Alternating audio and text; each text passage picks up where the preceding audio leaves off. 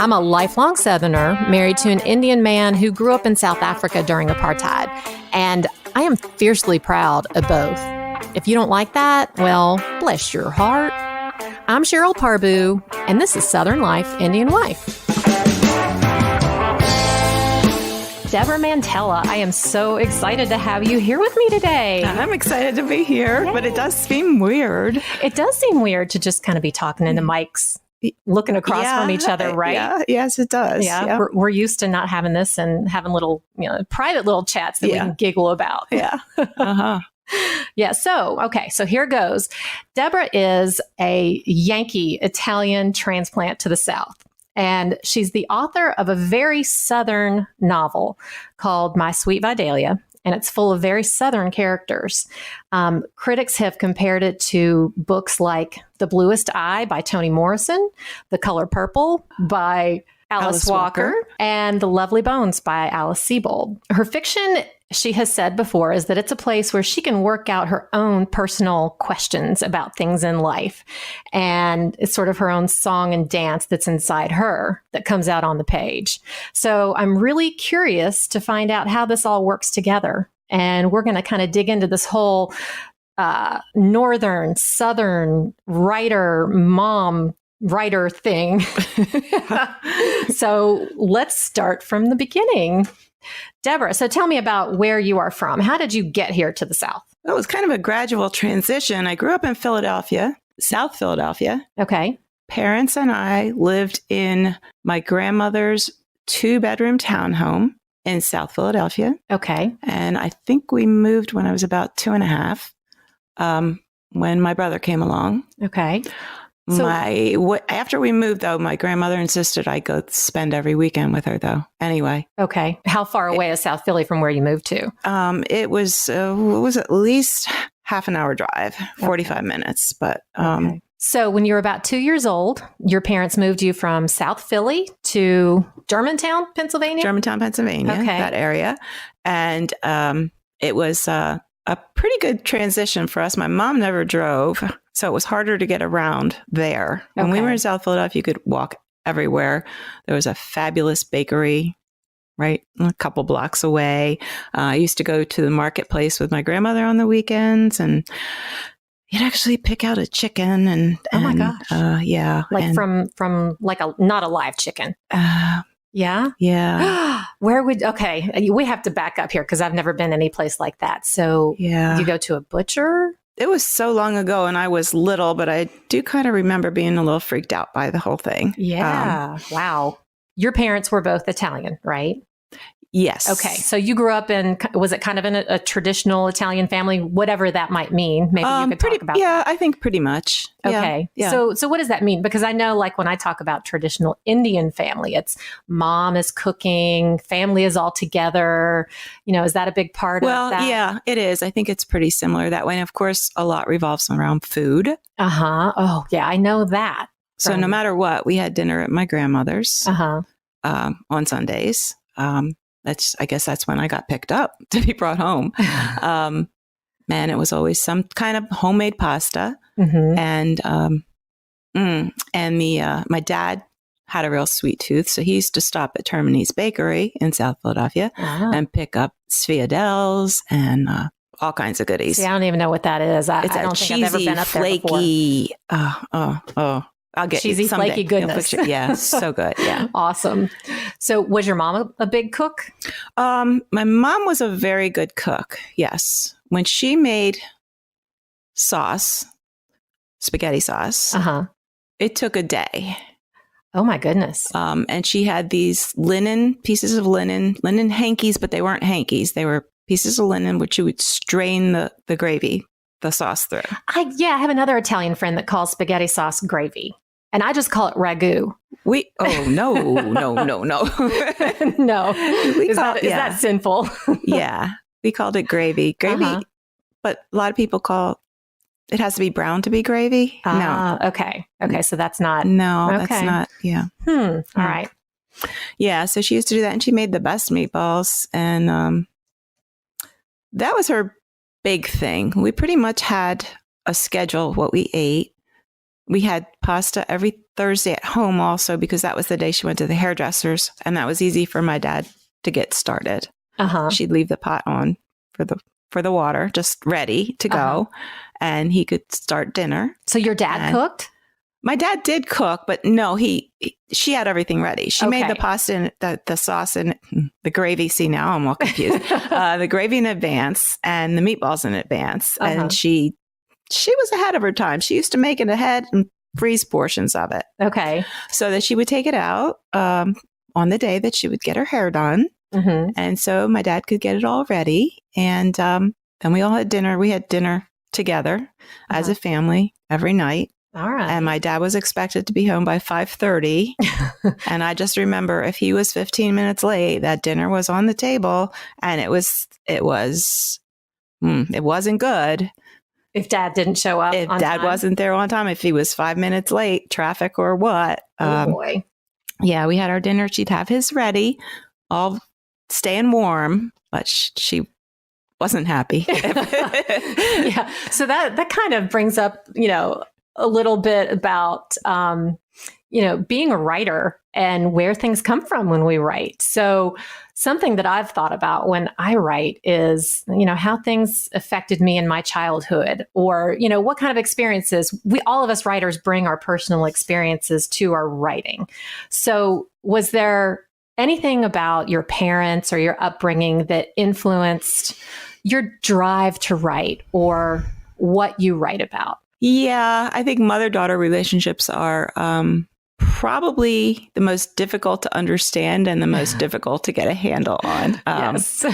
And we're both sitting here with these wry smiles on our faces.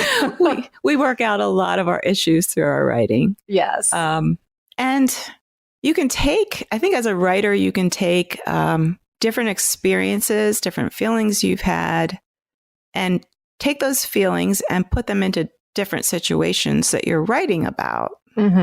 So say if you were bullied on the playground, you know how that feels.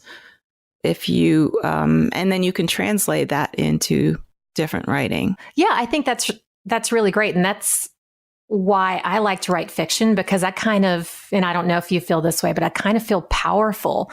Like I'm the god that gets to create the situation and create the end. Right. And so the bully gets their comeuppance. Yeah, always. Yeah. And the character that has me in there wins finally. They have a little difficulty, maybe on the way or whatever. Yeah, but you get to make that bully out, or that person that you want to push into that bad character. You get to make them look and sound and any way you want. Yeah. Any way you want. I think that's one of the perks of being a writer. You get to crawl around in another person's skin. You get to crawl around in the bad guy's skin and the good guy's skin. You get to, at a certain point though, they do actually start doing what they want to do. Yeah. You lose control at a certain point. Once you've developed the character enough, you really have to relinquish your control over them and just see where they want to go. Yes. Because I know that with My Sweet Vidalia, I knew how it was going to turn out. I mean, I knew what was going to happen, kind of, but I had a different plan going in. Than what actually happened. Okay. Without any spoilers. I thought a couple of the, now all my heroes are females. Okay. We have Vidalia, the narrator, Celie May, and Ruby Pearl. And at one point or another, they all acted a little differently than I thought they were going to. Okay. So they became people in their own right. Yeah, that sounds really weird. I know. Any writers out there will understand what we're talking about. Yes. The rest of you, we are weird. That's what I was going to say. Yeah, the rest of you writers, we are pretty weird. That's why we do what we do. Yeah. So, okay, so let's kind of go into My Sweet Vidalia. We'll talk about the characters, but I think, if the listeners haven't read the book, talk about basically what your book is about. That is such a hard question to answer. Oh, that's like the worst question. Okay, so the setting is 1955 to 1965 in rural Georgia. Okay. And it is an ill-equipped young mother and how her spirit child guides her to a better life. And in my youth, when I knew everything, there's in the book, there's domestic abuse.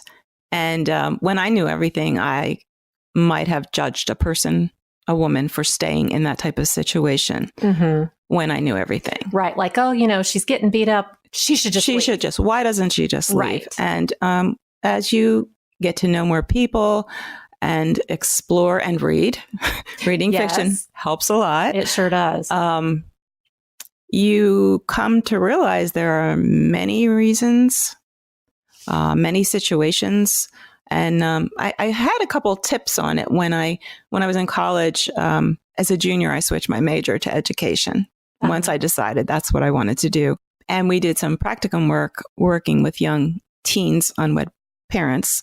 And I got to see a little bit of a different story. And I could see how those young women we were trying to teach them how to make books for the kids, how to make games, just kind of how to be a parent. Although what did I know? I was a 20-year-old co-ed, but they didn't understand what was coming.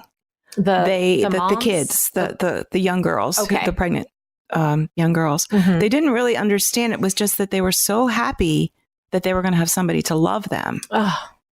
Yeah, that stuck in my head too.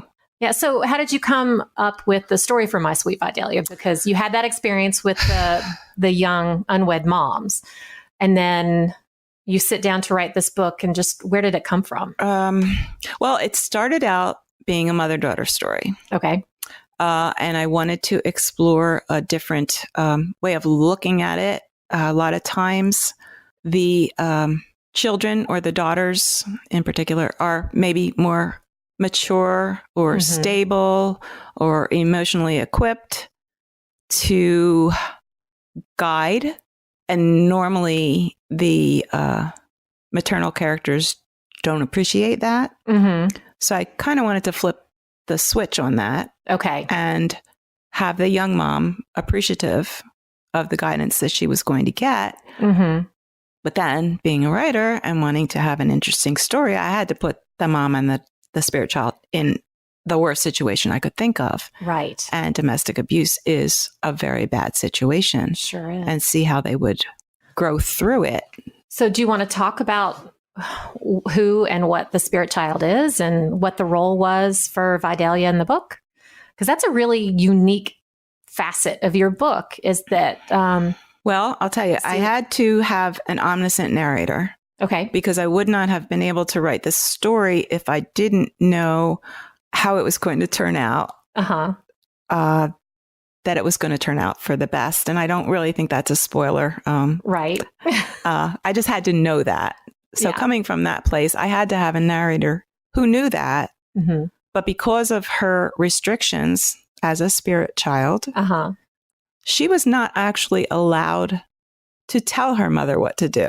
Wow. She was only allowed to listen, to provide the support that this young woman had never had before, and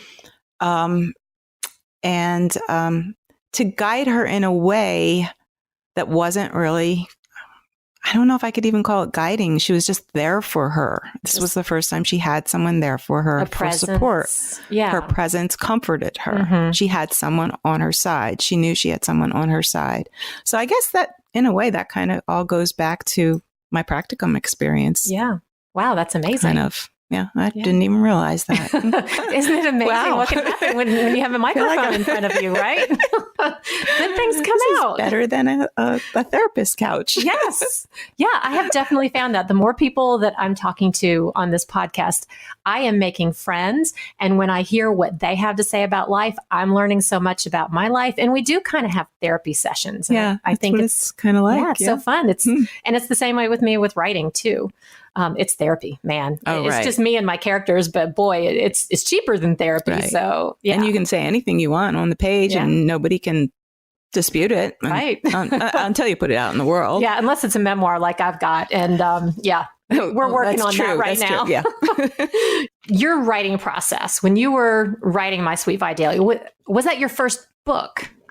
And how do you actually sit down and write? What's your process? How do you do it? Well, that's a hard question too. I I'm either in the zone or I'm not. I can't do it part way. I mean, I have to have a chunk of time where I know I won't be interrupted or, I know what you mean, like annoyed by somebody else or.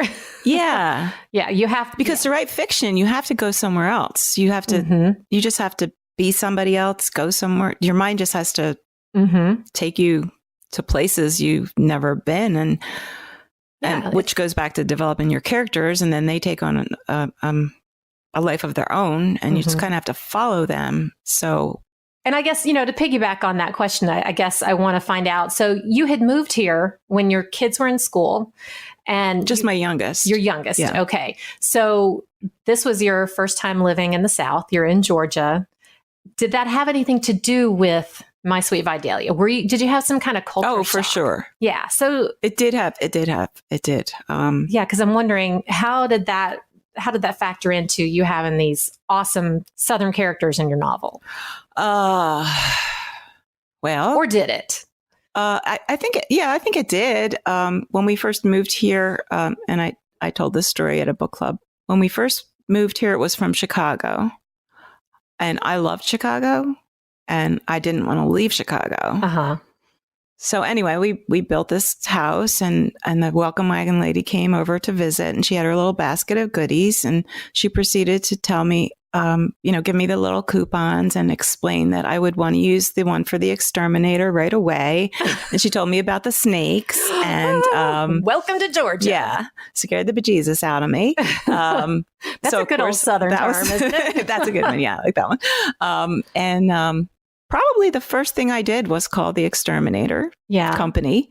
And when the gentleman came over to, I don't know what, give an estimate or whatever, he explained to me that there's two kinds of houses in Georgia, them that's got termites and them that's going to get termites. Oh boy.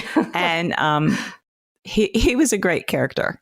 Well, as far as the voices, once I got the story, the voices came to me in Southern. That's how they came.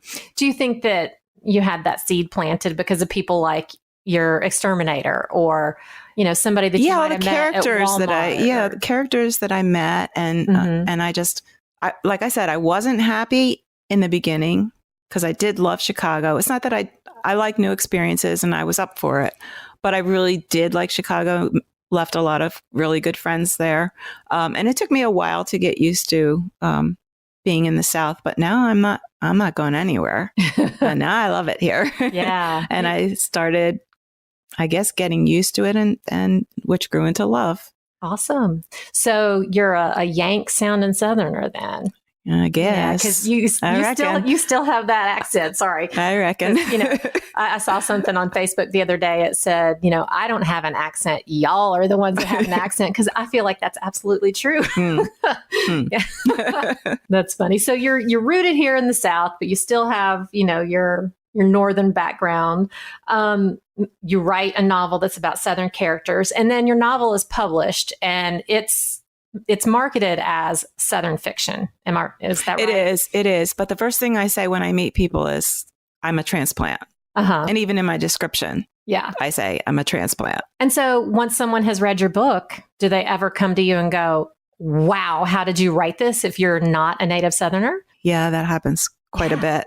Yeah, it does. I mean, I have to tell you, I enjoyed the book so much and I was so engrossed in it that I'm thinking, this writer has to be a Southerner and she has to be straight out of the 1950s to be able to write this well. Oh, thank you. And I know you're not straight out of the 1950s, and now I know you're not a Southerner. So that just proves that you're a pretty talented writer. So I think it's pretty amazing that you were able to just channel that. That's not something that's not from your core and come out with your characters sounding so authentically Southern and in their time period. Well, the other thing you have to remember too, with writing any dialect in dialogue, you don't want to eliminate readers.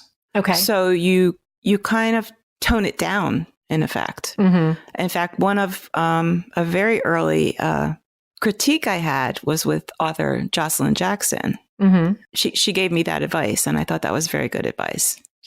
Keep it, keep the dialect toned down a bit. Yeah, I guess so. So you just need a word or two, right, in a line to get the point across.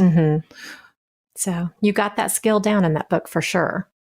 Oh, thank you. Thank you. I tried. So I'm just going to tease you a little bit. So the main character's name is Vidalia. Yes. And I'm a Southern girl and I say Vidalia, and you say it. Vidalia now. Only because people correct you, right? People tell me yes. When my son was in middle school and high school and college, well, he wrestled. So when we moved here, he was in middle school and we did a lot of traveling. And we actually went to the town of Vidalia and met some lovely, lovely people. And I was corrected. My pronunciation was corrected. It was so great. The people were so gracious and understanding of us Yankees that name stuck with me, and I knew I wanted to use it at some point. Did you get a bunch of onions too when you were there in Vidalia? We did. Yeah, got to get those. You got to get those onions. Yeah. I even knew about Vidalia onions before I moved to Georgia. My dad would cook them up when we lived in North Carolina and Tennessee. Got to have those Vidalia. They're goodies. So I'm making fun of you of your accent, of course, because that's what I do, because I tease people. So do you have any favorite Southernisms? I think my all-time favorite is "Bless Your Heart." Oh, bless your heart. And it all depends on how you say it. I guess that's what they say. But I can use it out on my Yankee friends, and they don't really know. They don't really know. So you can say "bless your heart," and you're really thinking, "Man, oh my goodness." Yeah. I think my favorite one is "Full as a Tick on a Coon Hound." Oh, did you ever hear about that one that's before you moved down here? No, not before I moved down here. No. Yeah, and "Knee High to a Grasshopper." Oh, yes. Yeah. So y'all Northerners come down here. What do you think of us? Because we talk like that. Is it just isn't that cute? Oh, bless your heart. No, it's just it's pretty amazing because it's kind of musical. And I just sometimes I just think, oh, I wish I could do that. Well, you could practice. Run some lines with yourself, especially before you get to your next book event. Just practice. So, here's some advice. This is how you can connect with your readers. Next time you go for a book event, you sit up there with your book open, and before you start reading, you just say, "Man, I'm full as a tick on a coon hound." Okay, I'll try it. And see what everybody says. Okay, I'll try that. Yeah. Because those book events, it's all about connecting with people, right? Yeah. Sometimes I like to bring a little moonshine. Yeah, you do. And that's very popular. Yeah. And I just do little, people have a little taste of it because, believe it or not, a lot of people have never tasted it. Really? Or they pretend they haven't. Yeah. I think that's... They just pretend they haven't so they can, That's a Southern thing. Have a little Southern sample, Baptist thing, maybe. Oh, I've never had that before. Here, I'll have a little taste. Yeah. So that's always fun. So that's a good way to open things up. And then people it's just a sip. Shots. It's just a sip. Yeah. Yes. We have to be careful. But it warms you. It and does. Then they get to sit there and hear all about your book. And be relaxed. Yeah. Yes. So that's a wonderful thing. Yeah. So, one of the things I always like to talk about is with authors and, just about anybody that I have on here is how do you connect with people? And one of the best things I think about being a writer is that we get to connect with people on so many levels. So at book events, you get to talk to people about your book and they ask you questions and it's like a face-to-face kind of thing. I think it's kind of an intimate thing, don't you? How do you feel when you're talking to somebody that's actually read your words and the reactions that they give you? Well, I think visiting with or talking to book clubs is pretty much my favorite thing to do as far as the book goes. The people have read it and they have questions and comments. And they always leave thinking they learned something, but they don't realize how much more I've learned from them and their questions. Oh, okay. And I think that's such a nice, and I've had such good experiences with it. Now with book events are a little bit different if the people have not read the book, because then you have to do the explaining, which is not my favorite thing, but I do it. It's like doing that elevator pitch. What's your book about? Like I just asked you. And you just never know what's going to come of it. And you also never know how many people are going to show up. Yeah. As we found out one time. And Yes. I won't name the place, but yeah. And it's never the store's fault that holds the event. It's really just the way the wind blows and what's going on. yeah, there could be construction. It could be a holiday weekend. It could be traffic. Yeah. Yeah. But fortunately, that doesn't happen that often. Right.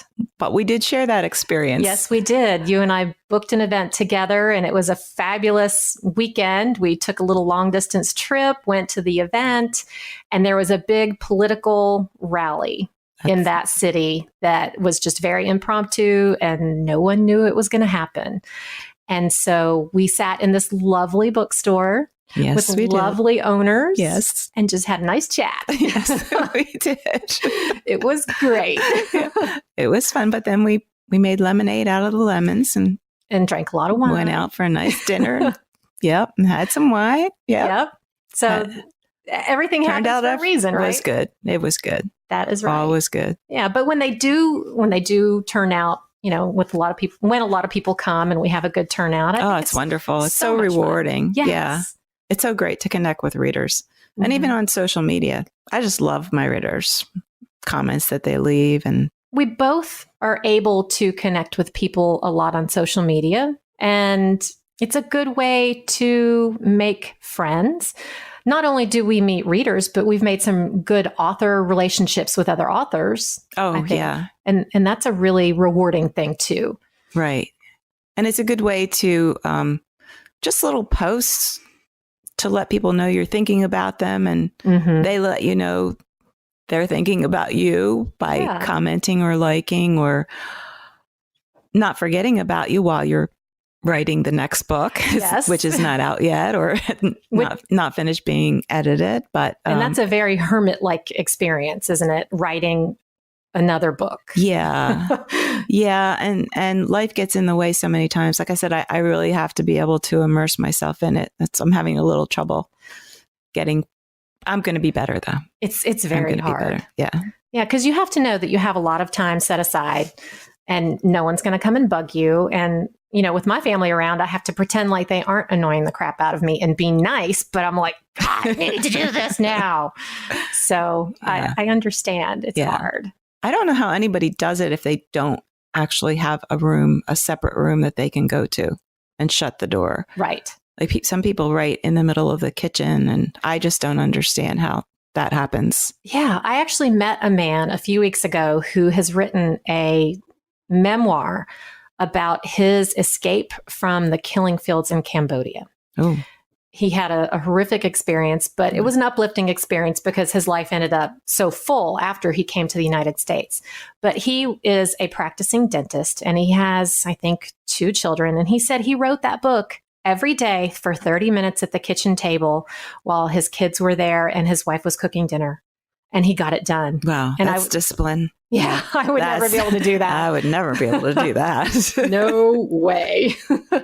Because I think you're an introvert. I'm not quite as much of an introvert, but I think that's part of one of the characteristics of a writer is we like to kind of be alone with our computer. Yeah. And social media is something that's very distracting for me, especially as an introvert, because I feel like to promote our work, we have to put ourselves out there, right? Correct. And how do you feel about that? To an extent. Yeah, to an extent. And some people do it to different extents. Right. And I get a lot of it, I think, depends on what you're writing too. Mm-hmm. So if you're writing fiction, that's a whole different story than if you're writing a memoir. Right. Yeah. So the difference between you and me right now is you're writing a second novel and I'm writing a memoir. So I'm putting myself out there all the time. Everybody knows what I ate for lunch. And you don't have to do that, right? No, it's more, my posts are more philosophical, I guess. Yeah. Yeah. So, if Harper Lee were around during the age of social media, I would be the president of the Harper Lee fan club. That would be me. But no one would show up because nobody would want to be around anybody else, right? Because everybody wants to be alone. Yeah. Well, I can extrovert, but then it does take me time to recuperate from it. Yeah. I can do it when I want to. Yeah. You're doing really well right now. Oh, okay. But you're going to go home, right? And be like, oh my God, I've got to get into a room just with my computer. Right. Why did she make me do that? Yeah. But I mean, it's good to make friendships with authors and readers and get ourselves out there because it can be a little bit lonely in front of the computer. Yeah. It's really great to be with like-minded people. Mm-hmm. For sure. And I think you just had this experience with the Atlanta Writers Conference. Mm-hmm. I missed this one, but it's such a great feeling. Like all the things that we think are weird aren't anymore. Yes. Yeah. Because I don't know if you feel like this, but when I go into a place with my husband's colleagues and they're all a bunch of dentists, wonderful people, but they're not writers, I kind of feel like a weirdo in front of them because I don't drill teeth and I'm creative. Not that they're not, but they talk about molars all the time. Mm-hmm. So I'm the oddball. So do you feel like that? So I know exactly what you mean. Yeah. So it's great to be with your tribe. Yes. Yeah, definitely. I love that. So what are you working on right now? Okay. So I am working on a book that I actually wrote before I wrote My Sweet Vidalia. I put it in a box and I put it away. Why did you do that? It just wasn't the right time for it, for that one. And I really felt the call to write My Sweet Vidalia because I really wanted to, I had a real strong draw to explore this type of mother-daughter relationship and the effects of domestic abuse, which shouldn't even be a thing that happens anymore. Sure. But, still seeing reports in the news and, it's just, I had to write that one first. I felt that was the one I needed to write first. Now this one is different. And it's kind of strange the way I got the idea for this one. I saw a commercial for a Dr. Phil show. Ooh, that's always good fodder. Where, yeah. And I was never able to find the actual broadcast. So I don't know the whole story. Okay. But the commercial, the lead in, and I hope this really was a commercial. I hope I didn't just make it up. It might, I had a dream that I was watching TV and I saw this or not. But your weird there was writer brain just created it. A 12-year-old girl had been admitted to mental hospitals. I think it was maybe 4 or 5 times before she turned 12. Or the young woman had been admitted to mental hospitals before she turned 12, 3 to 4 times at least. Wow. And she was not the one with the issues. Oh my goodness. Yeah. Like I said, I think it was a commercial. I've never found the show, and I did look for it. Maybe it never aired. I don't know. But that gave me the idea. Yeah. Now, it's not a mental hospital I'm dealing with. It's a school for youth at risk. And actually, my husband worked in one of those schools when he was in grad school. So I knew a little bit about that background. So yeah, that kind of all came together. No, when I wrote it initially, it was a young adult novel. But I'm putting to work a lot of lessons I learned while I was writing Vidalia. Okay. Not the Southernisms, because this one takes place in Pennsylvania. Oh, so no Southern folk in this So one? there will be. Okay. But yeah, the place is different. Okay. And it's in the 70s. Okay. Is there a message that you're trying to? Well, it's another mother-daughter story. Okay. Yeah, we women we're always going to have those issues, aren't we? we always have something like that to work out. You got to work it out some way, right? Right. Awesome. So, do you have a title for the book? I do, but I'm keeping it under wraps for now. Well, I am excited to read your new book. I can't wait till it comes out. I can't wait to finish it. Well, I definitely look forward to talking to you again when that's done, and we'll talk about the unnamed novel. Okay. All right. Thank you, Sheryl. Thank you so much for being here. Okay. Now we take the headphones off and we can go back to normal. That's right. Okay. All right.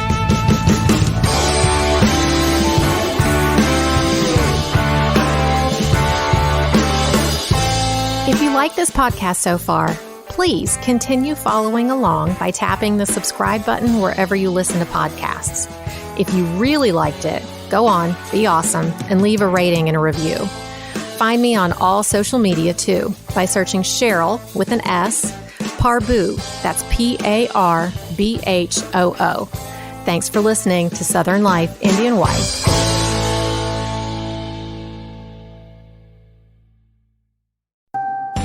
Right now, you can get both Sprint's unlimited plan and the all-new Samsung Galaxy S10 included for just $35 per month per line for 5 lines. All you need is approved credit and an 18-month lease. No trade-in required. Visit a Sprint store, sprint.com, or call 800-SPRINT-1. S10 128 gigabyte, $10 a month after 20 or 50-month credit applied, then 2 bills or canceled early. You may balance due. Unlimited basic after 930/20, pay $32 per month per line. Auto pay data defertilization to congestion speed maximum 0 stores and restrictions apply.